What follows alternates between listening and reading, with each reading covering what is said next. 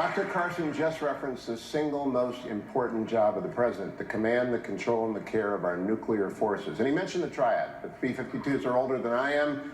The missiles are old. The submarines are aging out. It's an executive order. It's a commander-in-chief decision. What's your priority among our nuclear triad? Well, first of all, I think we need somebody absolutely that we can trust, who's totally responsible, who really knows what he or she is doing, that is so powerful and so important.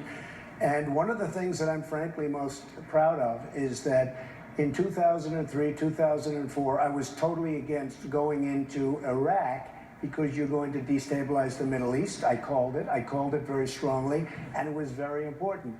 But we have to be extremely vigilant and extremely careful when it comes to nuclear. Nuclear changes the whole ballgame. Frankly, I would have said, get out of Syria, get out. If we didn't have the power of weaponry today, the power is so massive that we can't just leave areas that 50 years ago or 75 years ago, we wouldn't care. It was hand-to-hand combat. The biggest problem this world has today is not President Obama with global warming, which is inconceivable. This is what he's saying.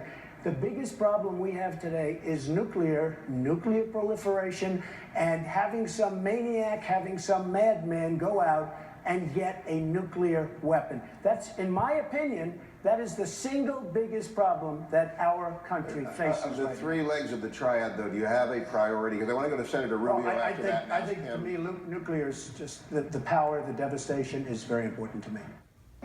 What you just said is one of the most insanely idiotic things I've ever heard.